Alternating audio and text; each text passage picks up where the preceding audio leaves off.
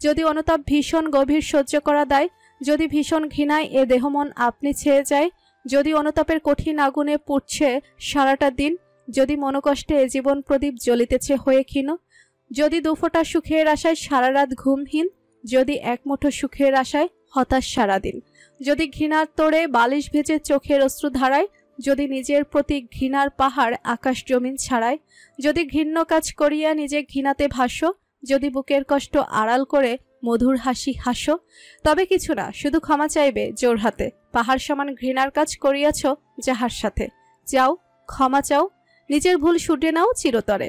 বন্ধু হয়ে পাশে দাঁড়াও সরিয়েছিলে যেমন করে, যদি ক্ষমা না চাও তবে কষ্টের পাহাড় দ্বিগুণ হয়ে ভাঙবে এই মন, পাহাড় সমান আত্মঘৃণা বইবে আজীবন। মেহেদী হাসান। পিনপতন নীরবতা বিরাজ করছিল সে কক্ষে। আকস্মিক শোনা গেল, মা। পিছু ঘুরে তাকালো প্রতিটি মানুষ। মুইজ দাঁড়িয়ে দরজায়। মুইজ হতে দৃষ্টি ওর বাম পাশে স্থানান্তরিত হতে বিস্ময়ে বিহ্বল হলো সকলে। কেননা, ময়না, তোর কি হয়েছে মা? অত্যধিক উদ্বেজিত ও দুশ্চিন্তায় কাবু হয়ে মেয়েকে দুহাতে বুকে জড়িয়ে নিলেন মোমেনা বেগম। ওনার চোখে অশ্রুজল, অন্তরে ভীতি। তবে এর বিপরীতে নারী মূর্তির ন্যায় নিশ্চল দাঁড়িয়ে ময়না। ময়নার মেয়ে দুটো কেয়া ও খেয়া ভীত সন্ত্রস্ত হয়ে ছোট মামার কোমর জড়িয়ে দাঁড়িয়ে। এত মানুষের ভিড়ে ভয় হচ্ছে বড়। গত রাতের বিভৎস স্মৃতি যে এখনো তরতাজা, ঘায়াল করে চলেছে অবিরাম। মুইজ স্নেহের সহিত ওদের দুহাতে আগলে ধরে রয়েছে, নীরবে বুঝিয়ে দিচ্ছে ভয় নেই আর। উক্তি ভেজা চোখে দাঁড়িয়ে সবটা দেখছে, বোঝার চেষ্টা করছে।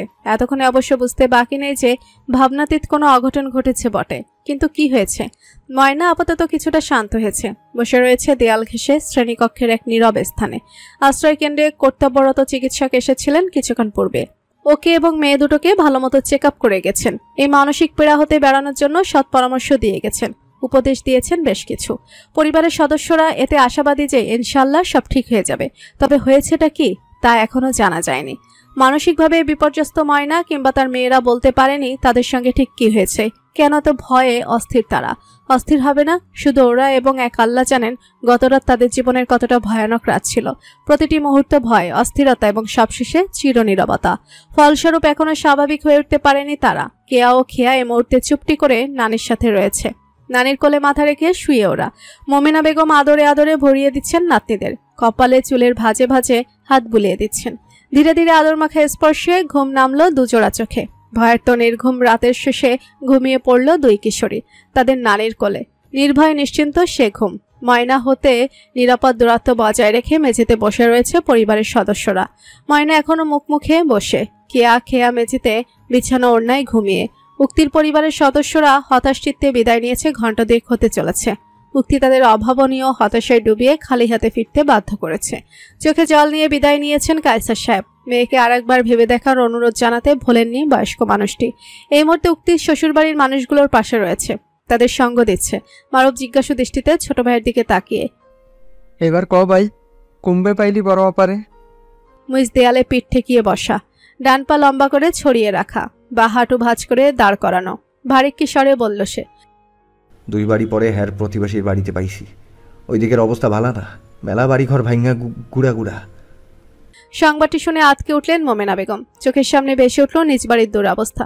এখন বড় মেয়েটা, সেও গৃহহারা হলো। আল্লাহ রক্ষা করেছেন। ওরা যদি কোনোভাবে ওই বিধ্বস্ত বাড়ির নিচে চাপা পড়ে যেত, ই আল্লাহ, ওদের ধ্বংসাবশেষ মিলত কিনা সেও তো সন্দেহজনক। ইন্নালিল্লাহ।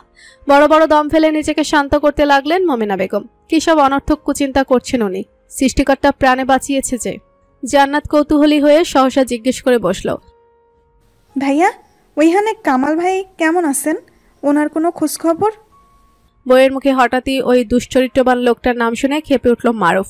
ধমকে বলল, তুমি চুপ থাকো। ওই হালারে দিয়ে মুগো কি দরকার? বড় আপা ঠিক আছে, বাগনি দুইটা ঠিক আছে, এই কও আলহামদুলিল্লাহ। ওইটার খবর নেওয়া লাগতো না। সবার মাঝে স্বামীর ধমক খেয়ে মুখখানি শুকিয়ে গেল জান্নাতের। মারুফ এভাবে বলতে পারল তাকে? একটু কি ভালো আচরণ তার প্রাপ্য নয়? সে কি এতটাই খারাপ, দুর্ব্যবহারের যোগ্য? এদিকে উক্তি স্বামীর পানে এক দৃষ্টিতে তাকিয়ে কিছু বোঝার চেষ্টা করছে। অব্যক্ত মুখভঙ্গি বোঝার প্রয়াস চালাচ্ছে। তবে কতখানি সফলতা মিলবে জানা নেই তার। মুইজিয়া নিশ্চুপ। মোমেনা বেগম পরিস্থিতি শান্ত করতে বড় ছেলের উদ্দেশ্যে বলে উঠলেন, হয় হয় হইছে, অহন থাম বাপ। এবার শান্ত হইয়া দুই ভাই মিল্লা এই ভাব যে মগ ভবিষ্যৎ কি, এইখানে আর কতদিন বাড়ি ঘর কি এমনি শেষ করবই? মগো মাথা গোজার ঠাই শেষ। কথাটা শেষ করতেই টুপ করে এক ফোঁটা অশ্রু গড়িয়ে পড়ল ওনার নেত্রকোণ হতে। উক্তির ভেতরটাও কেমন শূন্য হয়ে রয়েছে। সেই অপ্রত্যাশিত ভয়ঙ্কর টিন ভাঙ্গনের দৃশ্যটা স্মৃতিপটে যেন আঠা দ্বারা গেঁথে রয়েছে। গা শিউরে ওঠে স্মরণে এলেই। কতটা ভয়াবহতা ছিল সে রাতে। ই আল্লাহ, মুইজ মায়ের মনোবেদনা বুঝতে পারছে। সে যে এই মুহূর্তে অপারগ হয়ে পড়েছে। আল্লাহর নাম নিয়ে কিছুটা সময় দরকার তার। ইনশাল্লাহ সব ঠিক হয়ে যাবে। মনের কথা মুখে উচ্চারিত হলো মুইজের। আবেগী হয়ে মায়ের স্নেহের লোভে মুইজ সর্বদা এমন তুই সম্বোধন করে থাকে মাকে। এই ডাকটা তার মায়ের বড় প্রিয় যে। সেই পুরনো আদুরে গলায় মোমেনা বেগম আরো আবেগাপ্লুত হয়ে পড়লেন। ওখানে উপস্থিত আরো অনেক মানুষ নীরবে সবটা দেখল। বর্তমান পরিস্থিতি যে তাদের বোধগম্যতার বাহিরে নয়, সবটাই বুঝতে পারছে তারা। ভেতরে দুঃখের স্ফুলিঙ্গ জ্বালিয়ে পুড়িয়ে ছারখার করে দিচ্ছে। গৃহহীন এই মানুষগুলোর শেষ পরিণতি কি? কোথায় মিলবে তাদের ঠাঁই?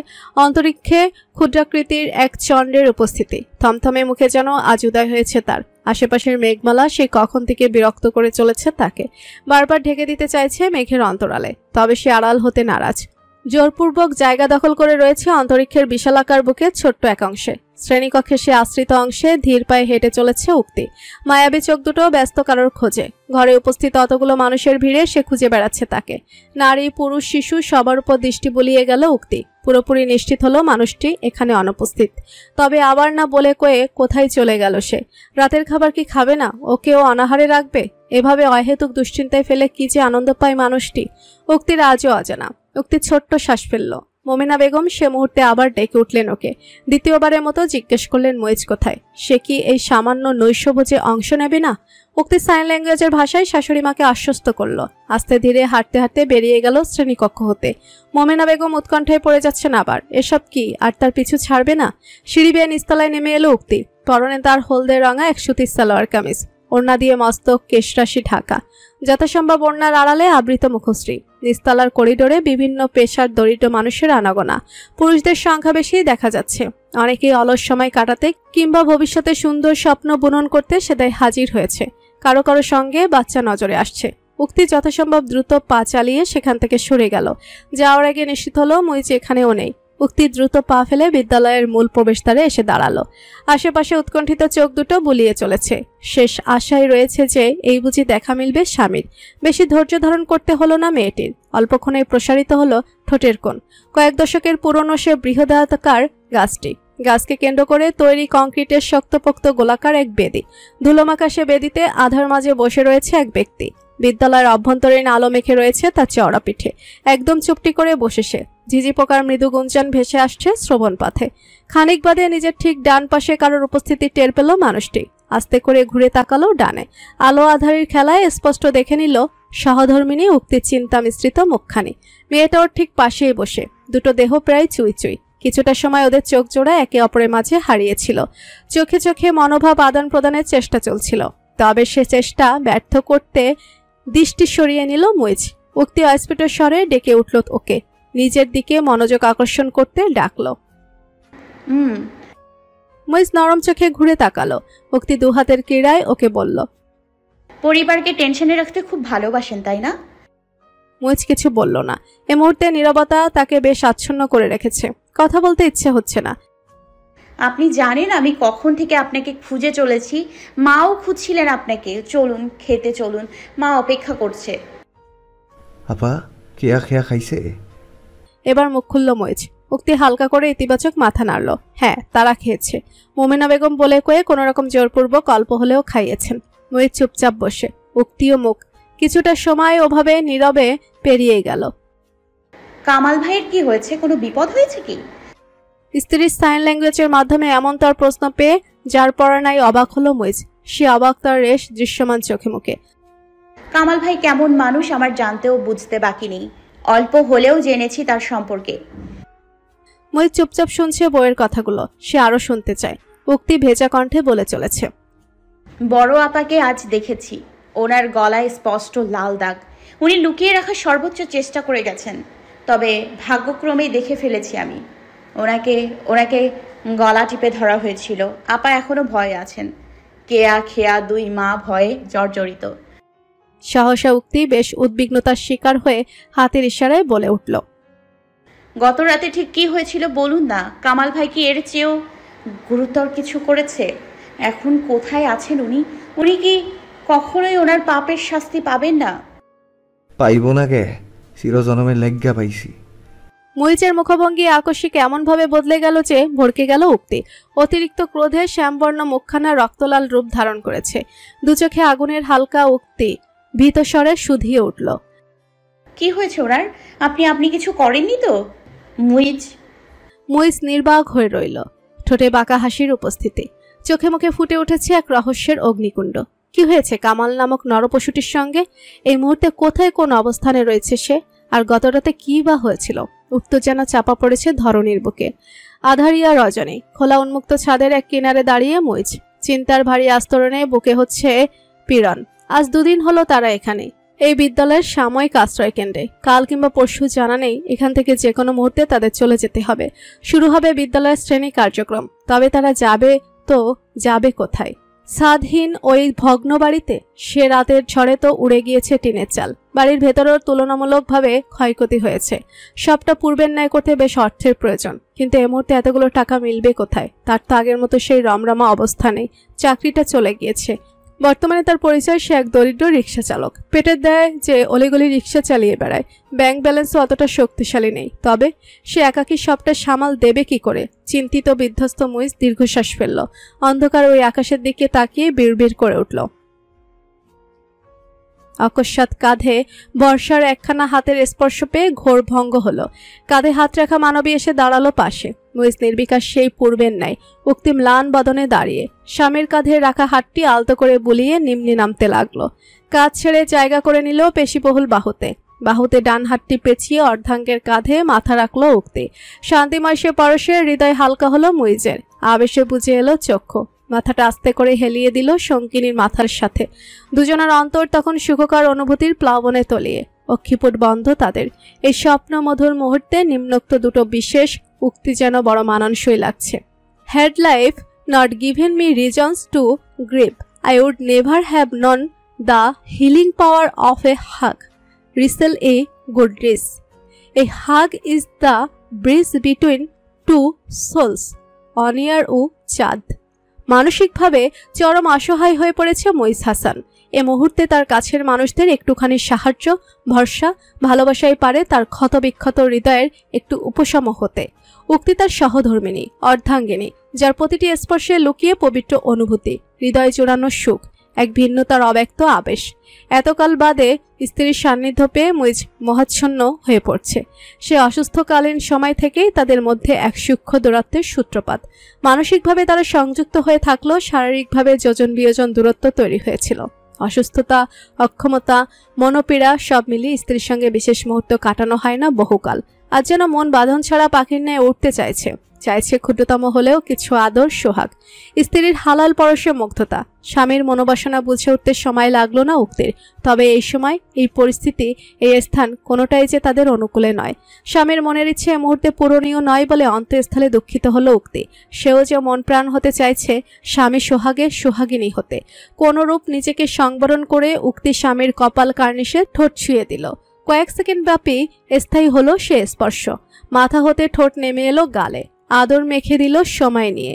জল আইনেও পরশ বুলিয়ে দিল ক্ষণিকের জন্য। স্ত্রীর অবিরাম আকাঙ্ক্ষিত নরম ঠোঁটের পরশ পেয়ে চরম আবদ্ধ হয়ে উঠল মুইজ।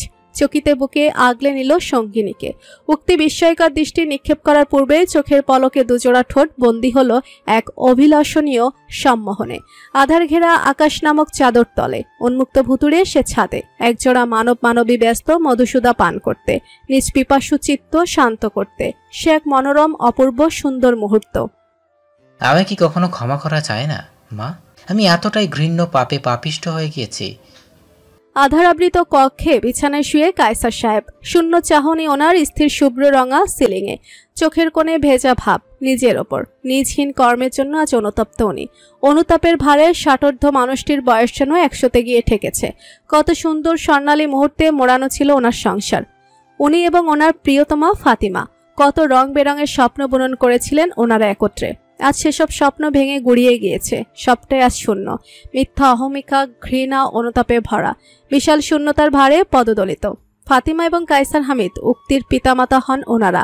ওনাদের বিয়েটা হয়েছিল পারিবারিকভাবে। পাত্রী দেখতে গিয়ে একদম প্রথম নজরে মনের কুঠুরিতে অপরূপা ফাতিমাকে চিরবন্দিনী করে ফেলেন কায়সার সাহেব।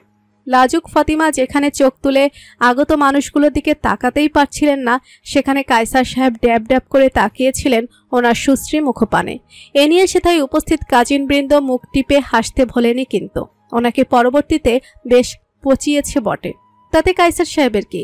বেশরমের মতো উনি তো বলে উঠলেন, পরনারীকে দেখছি, নিজের বউকেই তো দেখছি, এত এত হাসির কি আছে পাগলা। বউ? কাজিন মহলে চোয়াল ঝুলে পড়ার উপক্রম। পাত্রী দেখতে গিয়ে ভাইজান প্রথম দফাতে বউ বানিয়ে ফেলল। ওরে মধুর সর্বনাশ। এরপরের সময়টা ছিল স্বপ্নের মতো সুন্দর, রসগোল্লার মতো মিষ্টি। মোবাইল তখন অতটাও অ্যাভেলেবেল ছিল না ঘরে ঘরে। প্রায় 34 বছর পূর্বের কথা কিনা। চিঠির চলন ছিল বেশ। কোনো এক গোধূলি লগ্নে কায়সার সাহেবের মনটা বেশ ফুরফুরে, উড়ু উড়ু করছে শুধু। হবু বউটার সঙ্গে একটুখানি কথা বলার জন্য বড় আনচান করছে মন, কিন্তু তো যে অসম্ভব। যথেষ্ট রক্ষণশীল পরিবারের কনিষ্ঠ কন্যা সন্তান ফাতিমা। বড় বোন ফরিদার বিয়ে হয়েছে এক মধ্যবিত্ত পরিবারে। স্বামী সন্তান নিয়ে আলহামদুলিল্লাহ ভালো আছে সে। ফাতিমা সদা প্রেম ভালোবাসা থেকে দূরে, পড়ালেখা করেছে 8ম শ্রেণী পর্যন্ত। যথেষ্ট মেধাবী শিক্ষার্থী হওয়ার দরুন মেয়ে হয়েও এতখানি পড়ার সৌভাগ্য হয়েছিল তার। এজন্য মা বাবাকে সমাজের সঙ্গে লড়তে হয়েছিল বেশ। 9ম শ্রেণীতে আর পড়া হলো না, পড়ালেখা বন্ধ হয়ে গেল। বয়স 17 যখন পার হবে ভাব, সমাজের মানুষদের চুলকানি বেড়ে গেল অনেকটা। মেয়ে এত বুড়ি হয়ে যাচ্ছে, বিয়ে দিচ্ছে না কেন? মেয়ের কি কোনো গোপন খুঁত রয়েছে, নাকি প্রেমের মতো চরম ঘৃণিত কাজে জড়িয়েছে সে? আরও কত কি কটূক্তিমূলক বাক্য। প্রতিনিয়ত বিদ্ধ হচ্ছিল ফাতিমা।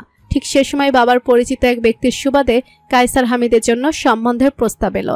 এজন্য মেঘ না চাইতেই বৃষ্টি। উচ্চ মধ্যবিত্ত পরিবারের বড় সন্তান কায়সার সাহেব, উচ্চশিক্ষিত, বিএ পাশ করে বেসরকারি চাকরি করছে, 1 বছর হতে চলল। বাড়ি থেকে মা বিয়ের জন্য চাপ দিচ্ছেন। আর কতকাল সিঙ্গেল থাকবে পুত্র? এবার তো লাল টুকটুকে একটা পুতুল বউ নিয়ে আসুক, মাতৃ আদেশ শিরোধার্য। মেয়ে খুঁজতে খুঁজতে পরিচিত এক কাকার মাধ্যমে ফাতিমার খোঁজ পেলেন কায়সার সাহেবের পরিবার।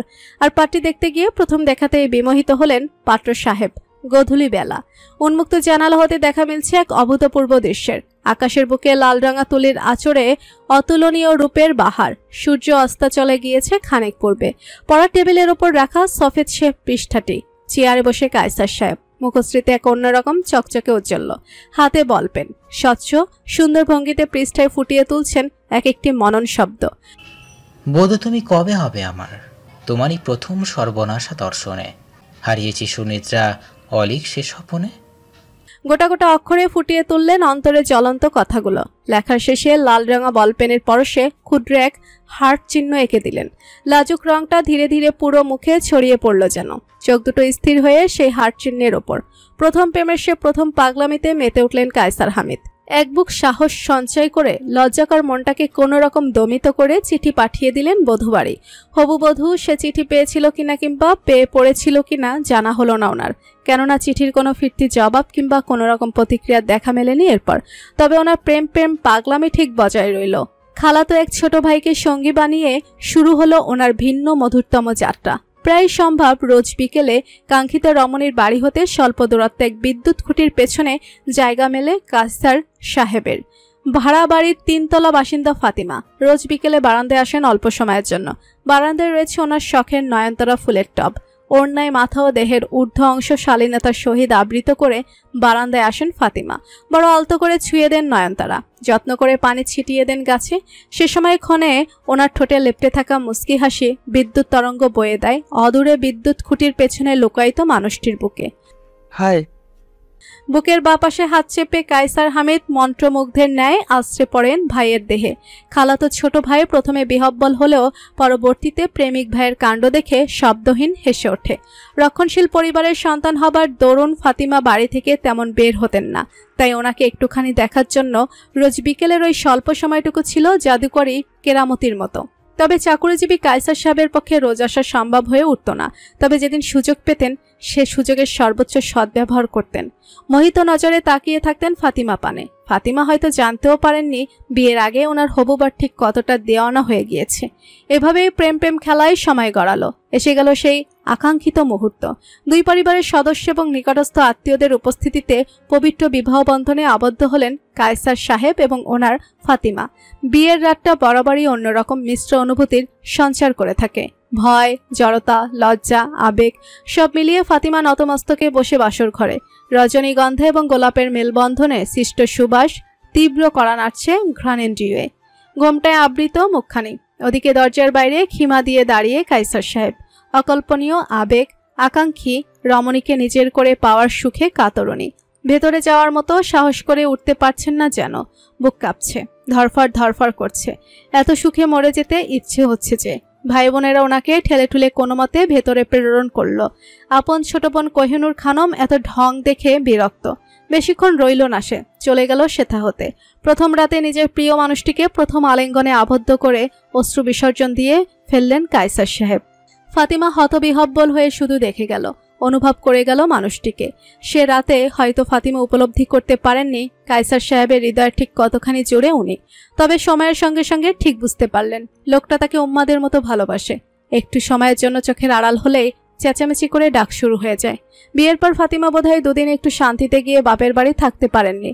বেলা গড়াতে না গড়াতেই ল্যান্ড ফোনের ওপর ফোন। কখন ফিরবে সে কি রওনা হয়েছে? এতটা দেরি হচ্ছে কেন? সে কি নাস্তা পানি কিছু খেয়েছে? কোনো অসুবিধা হচ্ছে কিনা? স্বামীর অভাবনীয় ভালোবাসায় বাবা মায়ের সামনে প্রতিবাল লাজে মরতেন ফাতিমা। তবু আল্লাহর কাছে লাখ লাখ শুকরিয়া আদায় করতেন এ মানুষটির স্ত্রী হতে পেরে। এভাবে এই ভালোবাসার রঙে মাখামাখি হয়ে বছর গড়ালো কয়েক। বিয়ের প্রায় 5 বছর হয়ে গিয়েছে। মা হবার সুখানুভূতি তখনও দেয়নি ধরা। আশেপাশে আত্মীয় মহলে যত্রতত্র ফাতিমা কেমন চোখের বিষ হয়ে উঠলেন। কথায় কথায় খোঁটা শুনতে হতো, বাজা, বন্ধা ইত্যাদি প্রায়শই শুনতে হতো। নীরবে চোখের পানি ফেলতেন ফাতিমা। স্বামীকে কখনো কিচ্ছু বলেননি এ বিষয়ে। তবে বিচক্ষণ কায়সার সাহেব ঠিক টের পেয়ে গিয়েছিলেন। কড়া কণ্ঠে আত্মীয়দের মুখে ঝামা ঘষে দিয়েছিলেন, ফাতিমা বউ হয় আমার, তোমাদের মজার খোরাক নয়। ওর সঙ্গে বুঝে শুনে কথা বলবে তোমরা, নইলে ফলাফল ভালো হবে না কিন্তু। দিনরাত রবের তরে প্রার্থনা করতেন ফাতিমা। কাঁদতেন তাহাজ্জুদের নামাজে লুটিয়ে পড়ে। কায়সার সাহেব স্ত্রীর কষ্ট দেখে মুষড়ে পড়তেন। উনি কিংবা ওনার প্রিয়তমা স্ত্রী দুজনেই শারীরিকভাবে সুস্থ। শুধুমাত্র ফাতিমার গর্ভধারণ ক্ষমতা কিছুটা দুর্বল। সামান্য অসুবিধা রয়েছে। ইনশাল্লাহ সব ঠিক হয়ে যাবে। আল্লাহ দিলে ওনারও একসময় প্যারেন্টস হবেন। অগাধ বিশ্বাস রয়েছে ওই মহান রবের প্রতি। এভাবে মাস কয়েক অতিবাহিত হলো। এর মধ্যে ননদ কোহিনূর খানমের মৌখিক অত্যাচার বৃদ্ধি পেল অসহনীয় পর্যায়ের। মেয়েটার কথাবার্তা বেশ উগ্র, আচরণে অহং প্রকাশ পায় সর্বদা। ওপরে ওপরে সবার সামনে ভাবি ভাবি জপ করে ন্যাকা কণ্ঠে, কিন্তু মনে বিষ লুকিয়ে। একাকী পেলেই এভাবে সেভাবে ভাবিকে কথা শোনাতে ছাড়ে না। নরম মনের ফাতিমা সবটা সয়ে যান নীরবে। মাঝে মধ্যে মৃদু প্রতিবাদ করার চেষ্টা করেও ব্যর্থ হন। কোহিনূর খানম ধূর্ত শিয়াল রানীজে। এই ধূর্ত শিয়াল যখন পরিবারে নতুন সদস্য আগমনের খবর পেল, প্রচুর পরিমাণে আশ্চর্য হলো। ভাবি মা হতে চলেছে কি করে? এই মহিলা এমনিতেই নরম ধরম স্বভাব দিয়ে সকলের মন জয় করে নেয়। বিয়ের পর থেকে সবার মুখে খালি ফাতিমার সুনাম। সহ্য হতো না ওনার। মুখ বুজে কোনো রকম গিলে ফেলতেন হিংসা, ক্রোধ। অবশ্য বিগত বছর 2 ধরে এ পরিবারে ফাতিমার অবস্থানে কিছুটা ভাটা পড়েছে। মা হতে পারার ব্যর্থতায় সে এখন পরিবারে কিছুটা অপছন্দনীয়। সে সুযোগের সদ্ব্যবহার করতে বলেননি কোহিনূর। জায়গা মতো গ্রিঙ্গি প্যাচ ঠিক লাগিয়ে দিতেন। রায়বাঘিনী ননদিনী হবার প্রচেষ্টা তখনও চলমান। প্রথমবারের মতো বাবা হবার সুখানুভূতিতে প্লাবিত হয়ে গিয়েছেন কায়সার সাহেব। স্ত্রীকে দীর্ঘ এক আলিঙ্গন করে নিভৃতে কাঁদলেন। ফাতিমা ও স্বামীর বুকে মাথা ঠেকিয়ে অনেকক্ষণ কাঁদলেন। বিয়ের 5 বছর পর আল্লাহ তাদের ডাকে সাড়া দিলেন। তাদের ঘর আলো করে ছোট্ট এক সোনামণি আসতে চলেছে। রবের শুকরিয়া আদায় করে নফল নামাজ আদায় করলেন দম্পতি। কায়সার সাহেব মসজিদে বড় অঙ্ক দান করলেন। এতিমখানায় একবেলা পেট ভরে খাওয়ালেন। এত খুশি, এত সুখ কোথায় লুকিয়ে রাখবেন উনি? এ সুখে কারোর নজর না লেগে যায়। প্রথমবারের মতো মা হতে চলেছেন ফাতিমা। গর্ভ অবস্থায় কিছুটা জটিলতা রয়েছে। গাইনি চিকিৎসক যথাযথ পরামর্শ দিয়েছেন। সে মতোই স্বামী ও শ্বশুরবাড়ির যত্নে সময় গড়াতে লাগলো। মেয়েদের প্রথম সন্তান নাকি বাবার বাড়ি ভূমিষ্ঠ হয়। তবে বউ পাগলা কায়সার সাহেব তা হতে দিলে তো উল্টো শাশুড়ি মাকে নিজের বাড়ি আনার প্রস্তাব পেশ করলেন। এতে কিছু আত্মীয়র ভ্রু যথেষ্ট কুঁচকে গেল। এত পেয়ার তাদের গায়ে সয় না যে। বউ নিয়ে এত ঢং করার কি আছে বাপু? আর মানুষদের বুঝি বউ বাচ্চা নেই? কায়সার একটু না অনেকটাই অতিরিক্ত করছে। অনেকেই সহমত হলেন এতে। বেশ কিছু জটিলতা নিয়েই ফাতিমার গর্ভাবস্থার সময় পার হতে লাগলো। বেশ দুর্বল হয়ে পড়ছিলেন উনি। অধিকাংশ সময় অসুস্থ হয়ে শয্যাশয়ী। চিকিৎসকের আনাগোনা বেড়ে গেল বাড়িতে। কায়সার সাহেব এখন পিতা হবার সুখে চেয়ে স্ত্রীর জন্য অধিক চিন্তিত। চিন্তায় চিন্তায় চোখে মুখে তার ছাপ পরিলক্ষিত হয়। অবশেষে সেই ভীতিকর লগ্ন এলো। 8 মাস 15 দিনের দিন প্রসব বেদনা উঠল। গর্ভকালীন দুর্বলতায় ফাতিমার অবস্থা তখন বেশ নাজুক। একদম চোখ মুখ বসে গিয়েছে। গাল যেন ভেতরে ডেবে গেছে। শ্বাসকষ্ট হচ্ছে খুব। মালাকুল মৌত বুঝি এই দেখা দিল। মৃত্যু যন্ত্রণার সঙ্গে হালকা মোলাকাত করে মহান আল্লাহর অশেষ রহমতে পৃথিবীর আলো দেখল ফাতিমা। কায়সার দম্পতির প্রথম সন্তান, পুত্র সন্তান। পরিবারের সদস্যরা পুত্র সন্তান পেয়ে বেজায় খুশি। তবে উৎকণ্ঠিত কায়সার সাহেব দৌড়ে ছুটে গেলেন কেবিনে, স্ত্রীর কাছে। স্ত্রীর অচেতন শুকনো মুখখানি দেখে আবেগ আপ্লুত হয়ে পড়লেন উনি। মা হওয়ার যাত্রাটা এত কষ্টকর কেন? আস্তে ধীরে স্বামী ও পরিবারের সদস্যদের সেবা যত্নে সুস্থ হয়ে উঠলেন ফাতিমা। আকিকা করে সন্তানের নাম রাখা হলো জাওয়াত কায়সার। পুত্র সন্তানের সহিত শুরু জীবনের নতুন অধ্যায়। বিবাহিত প্রেমিক প্রেমিকা থেকে বাবা মা হবার যাত্রা। সকলের আদরে ভালোবাসায় বড় হতে লাগলো জাওয়াত। শিশু জাওয়াতের বয়স যখন 4 তখন ইন্তেকাল করলেন ফাতিমা মা। মায়ের মৃত্যু শোক কাটিয়ে উঠতে অনেকটা সময় লেগে গেল ফাতিমার। সে সময় জাওয়াত তার ফুফি কোহিনুরের সাহচর্য পেয়েছে বেশ। ফুফির সঙ্গে যথেষ্ট খাতির হয় তার। দুজনের মধ্যে বোঝাপড়াটা গাঢ় হতে থাকে। অতঃপর জাওয়াত বড় হতে লাগলো। মা খালা ফুফি সবার আদরের সে তীব্র ভালোবাসায় শিখত। জাওয়াদের বয়স 6 পেরোতে চলেছে। কেউ কেউ দ্বিতীয়বার সন্তান নেওয়ার পরামর্শ দিতে লাগলেন ফাতিমাকে। ফাতিমার মনেও বাসনা হতো, তবে ইচ্ছের ঘোর বিরোধী কায়সার সাহেব। একবার যে যন্ত্রণা সহ্য করে এসেছেন, দ্বিতীয়বারের মতো তা সহ্য করা সম্ভব নয়। এবার উনি মরেই যাবেন। ফাতিমা গাইগুই করতেন, তবে লাভ হয়নি। কায়সার সাহেবের না মানে আসলেই না। জাওয়াদের বয়স 8 বছর হয়েছে কয়েক মাস পূর্বে। আকাঙ্ক্ষিত খুশির খবরে উদ্ভাসিত গোটা পরিবার। দ্বিতীয়বারের মতো মা হতে চলেছেন ফাতিমা। তোফায়েল পত্নী কোহিনুরের সংবাদে খুশি নয়। শিশুপুত্র বিল্লালকে কোলে নিয়ে দাঁড়িয়ে সে। অন্তরে ঈর্ষা। সবার ভালোবাসায় আর কত শিখতে হবে এই ফাতিমা। এ যে সহ্য সীমার বাইরে চলে যাচ্ছে। সকলে যেখানে সুখবরে আনন্দিত, সেখানে ভীত কায়সার সাহেব। প্রথমবারে সেই দুঃস্মৃতি আবার না হানা দেয় জীবনে। আস্তে ধীরে ভয় ভাবটা হ্রাস পেতে লাগলো। স্বাভাবিকভাবেই গর্ভকালীন সময় কেটে যাচ্ছে। ফাতিমা তখন 4 মাসের অন্তঃসত্ত্বা। ঠিক সে সময় পৃথিবীর মায়া ত্যাগ করলেন শাশুড়ি মা। মাতৃসম শাশুড়ি মাকে হারিয়ে ভেঙে পড়লেন ফাতিমা। শোক সংবাদটি ওনার শরীরেও মনে বিরূপ প্রভাব বিস্তার করতে লাগলো। মাতৃশোকে বিপর্যস্ত কায়সার সাহেব স্ত্রী সন্তানের কল্যাণ বিবেচনায় কোনো মতে বুকে পাথর চেপে শোক সয়ে নিলেন। আগলে রাখলেন স্ত্রী পুত্রকে। অনাগত সন্তান এ পৃথিবীর আলো দেখার পূর্বে আত্মীয় মহলে কারো কারো কাছে অপয়া উপাধি পেয়ে বসল। জন্মের আগেই কিনা এ বাচ্চা সুস্থ সবল দাদিকে খেয়ে নিল, না জানি ভবিষ্যতে আর কি কেড়ে নেয়। দিন গড়া ছিল। ফাতিমার অবস্থা সেই প্রথমবারের মতো নাজুক রূপ ধারণ করেছে। অজানা ভয়ে গা শিউরে উঠতে লাগলো কায়সার সাহেবের। সকলের অগোচরে রবের তরে কাঁদতেন উনি। স্ত্রী সন্তানের সুস্থতা কামনা করতেন। মনে মনে দৃঢ় প্রতিজ্ঞাবদ্ধ হতেন এই শেষ। আর সন্তান চাই না ওনার। 2 বাচ্চা এবং প্রিয়তমা স্ত্রীকে নিয়েই বাঁচতে চান 1000 বছর ধরে। তবে ওপরালার পরিকল্পনা ছিল ভিন্ন কিছু। প্রসবের নির্দিষ্ট তারিখের বেশ কিছুদিন পূর্বেই আকস্মিক গুরুতর অসুস্থ হয়ে পড়লেন ফাতিমা। দ্রুত ওনাকে হাসপাতালে নেওয়া হলো। চিকিৎসকের পরামর্শে ভর্তি করা হলো। ব্যথা যন্ত্রণায় পেরিয়ে গেল পুরো একটা দিন, একটা রাত। কায়সার সাহেবের শরীর হিম হয়ে আসছে আশঙ্কায়। এই পুরোটা সময় উনি স্ত্রীর সঙ্গে ছিলেন। কাজ ছাড়া হননি, অবশ্যক কর্ম ব্যতীত।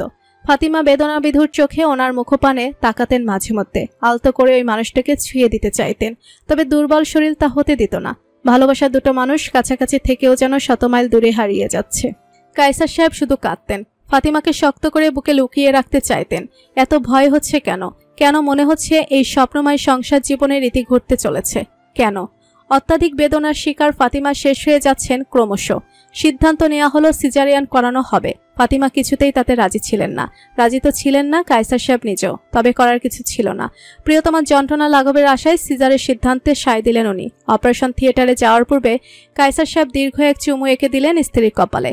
আবেগ আপ্লুত ফাতিমা ভেজা চুমু দিলেন স্বামীর ঠোঁটে। ক্রন্দনরত সে যুগল একে অপরকে জড়িয়ে ধরল। ওদের এই আলিঙ্গন ক্রন্দন সেতে উপস্থিত মানুষগুলোর হৃদয়ে দাগ কেটে গেল। বালক জাওয়াত ফুফির পেটে মুখ লুকিয়ে কাঁদছে। ভয়ে কাঁপছে ছেলেটা। দীর্ঘ সময় ধরে সিজারিয়ান চলল। অবশেষে শোনা গেল অতি মৃদু এক শিশু কণ্ঠে কান্নার শব্দ। হাঁপ ছেড়ে বাঁচল পরিবারের সদস্যরা। নতুন অতিথি চলে এসেছে। কায়সার সাহেব উদ্বেগ ভরা বুকে দাঁড়িয়ে। চিকিৎসক বেরিয়ে আসতেই ছুটে গেলেন উনি। ডাক্তার, আমার স্ত্রী আমার ফাতিমা কেমন আছে? চিকিৎসকের লঘুস্বরে বলা সে জবাব প্রলয়ঙ্কারী ঝড় তুলল কায়সার পরিবারে, যে ঝড় বিদ্যমান বিগত 2 দশক ধরে। কন্যা সন্তানের জন্ম দিতে গিয়ে অপারেশন টেবিলে ইন্তেকাল করেছেন ফাতিমা। মৃত্যুর পূর্বে শিশু কন্যার মুখে পানে তাকিয়ে বেদনাময় এক টুকরো হাসি উপহার দিয়েছিলেন সেই শেষ। ফাতিমা নামক নারী চিরবিদায় নিলেন। কায়সার হামিদ হারালেন ওনার উন্মত্ত ভালোবাসার নারীটিকে। জন্মের পূর্বে দাদির মৃত্যু, জন্মের সময় মা। সমাজের কথিত মানুষগুলোর নিকটে নবজাতক উক্তি হয়ে উঠল অপয়া, অলক্ষী, বিনাশিনী। জন্ম থেকে অধিক লাঞ্ছনা অবজ্ঞার শিকার হতে লাগলো উক্তি। স্ত্রী বিয়োগে কাতর কায়সার সাহেব ছিলেন মানসিকভাবে অসুস্থ, বিধ্বস্ত। সে সময়কালে আশেপাশের মানুষগুলোর কথাই ওনার মস্তিষ্কে অধিক প্রভাব বিস্তার করেছে। মা ও স্ত্রী হারানোর দ্বৈত শোক একত্রে মনের ঘরে আঘাত আনতে লাগলো। বাকি সবার মতো ওনার স্ত্রীর রক্ত নিজের মেয়ে হয়ে উঠল চক্ষুশূল। মেয়েকে জন্মের পর মাত্র একবার কোলে নিয়েছিলেন উনি।